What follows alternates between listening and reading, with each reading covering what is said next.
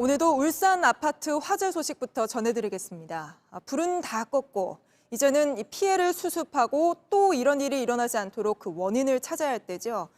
지금 수사 전담팀이 건물 CCTV 등을 확보하며 불이 어디서 시작됐는지, 왜 났는지 조사하고 있는데요. 어제 이어 오늘도 저희 취재진이 입수한 영상을 보여드리겠습니다. 화재 당시 영상인데 3층에서 연기가 나다가 순식간에 불기둥이 위로 치솟는 모습이 담겨 있습니다. 먼저 이 영상부터 구석찬 기자가 보여드리겠습니다. 강한 바람을 타고 매캐한 냄새가 퍼집니다. 연기 냄새나. 그치. 여기까지도 나는데. 출동한 소방관들은 이리저리 조명을 비추며 불난 곳을 찾습니다. 못 찾아, 지금. 보여지잖아. 바깥 도로까지 자욱해졌습니다. 여기 3층 연기. 잠시 후 상가동 위 3층 야외 공간 옆 외벽 모서리에서 시뻘건 불길이입니다. 이제 불똥도 피어. 막 불똥 핀다, 야, 이제. 밖으로 나온 주민들은 안타까워합니다. 어떡해. 꺼야겠는데, 어머. 순식간에 불기둥이 위로 치솟습니다. 큰일 났다, 어머. 더 올라가는데? 소방차에서 물대포를 쏘지만 이미 화염은 맹렬한 기세입니다. 곳곳에서 비명 소리가 들립니다. 아직 사람 있어, 엄마. 사람 있어. 마른 장작이 타듯 벽체 외장재가 타서 위에서 떨어지기도 합니다. 어떡해? 뭐가 떨어져. 탄식도 터져 나옵니다. 빨리 끌 수 있는. 불은 어느새 건물 전체를 휘감아 버렸습니다. 30까지, 꼭대기까지 갔어. 왜 안 와, 사람들?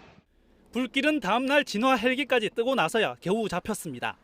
다행히 사망자는 없었으나 15시간 40분 만에 꺼진 불로 주민 170명이 보금자리를 잃었습니다. JTBC 구석찬입니다. 네, 그럼 울산 화재 현장에 나가 있는 저희 취재기자 연결해서 지금 상황과 또 경찰 수사 소식 등을 들어보겠습니다. 자, 구석찬 기자, 화재 원인에 대한 조사는 잘 이루어지고 있습니까? 네, 일단 건물 내부가 심하게 불에 타면서 천장 등 구조물이 떨어질 우려가 높아 오늘로 예정됐던 2차 감식도 하루 미뤄진 상태입니다. 보시는 것처럼 해당 건물은 검게 걸려 앙상하게 뼈대만 남아 참혹하다는 느낌마저 들 정도입니다. 소방당국은 안전건물 등 안전 조처를 한 이후에 감식을 진행할 예정입니다. 예, 앞서 리포트에서 봤는데 맨 처음으로 불이 붙은 곳으로 추정되는 그 3층 당시 상황을 보면 강한 바람 때문에 순식간에 불길이 번지던데요. 네, 당시 영상을 다시 보면서 말씀드리겠습니다. 당시 울산에는 강풍주의보가 내려져 있어서 강한 바람이 불었었는데요. 초기에는 바람을 타고 매캐한 냄새가 퍼져 일부 주민들이 밖으로 대피한 상황이었습니다. 출동한 소방관들은 조명을 비추며 불난 곳을 찾기 시작했는데 상가동 위 3층 야외 공간과 맞닿은 외벽 모서리에서 순식간에 불길이 일었습니다. 소방차에서 물대포를 쐈지만 불은 바람을 타고 걷잡을 수 없이 33층 꼭대기까지 번져버렸습니다. 어제 저희는 최초 발화 지점으로 추정되는 3층 외벽 모서리 부분에 그을린 현장 모습을 전해드렸었죠. 영상을 보신 것처럼 3층에서 불이 붙은 흔적이 뚜렷하다는 걸 알 수 있는 겁니다. 예, 그런데 이 아파트는 전날 소방 점검까지 받았다면서요? 네, 맞습니다. 오늘 낮에 주민들을 잠시 만나봤었습니다. 화재 하루 전날 아파트에서 소방 점검을 했는데도 불이 났다며 도저히 이해가 가질 않는다고 분통을 터뜨렸습니다.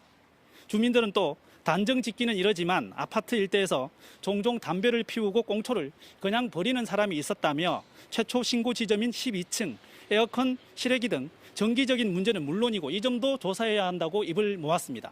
예, 그런 부분들 다 조사해야 할 텐데 그 앞으로 조사는 어떻게 진행이 된다고 합니까?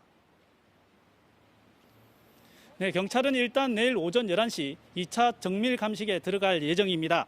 1차 때 현장 보존과 건물 구조 파악 등에 중심을 맞췄으니 이제 정확한 발화 지점과 화재 원인을 찾기 위해 40명의 전담 수사팀을 꾸려 CCTV 영상과 목격자 진술 등을 확보하는 중이라고 밝혔습니다.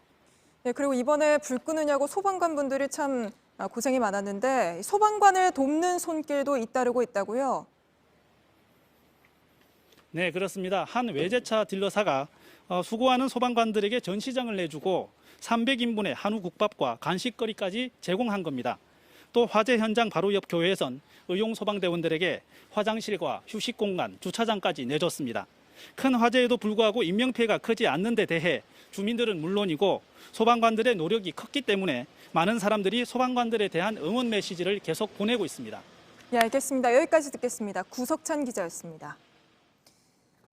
예, 이번에는 아파트 내부 모습을 좀 보여드리겠습니다. 아직 내부 현장 감식은 이루어지지 않고 있지만 저희 취재진이 처음으로 곳곳의 영상들을 입수했습니다.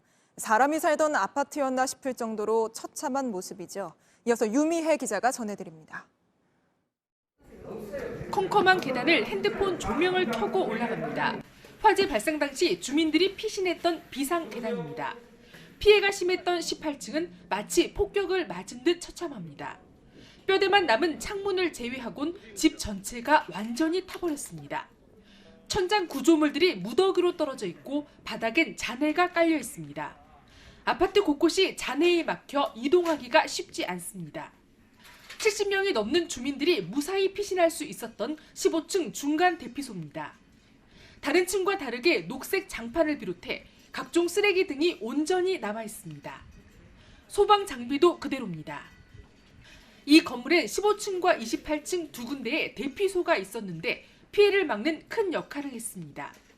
어제 불로 3명의 중상자가 나온 것으로 알려졌지만 상태는 양호하다고 복수의 현장 관계자들이 전했습니다.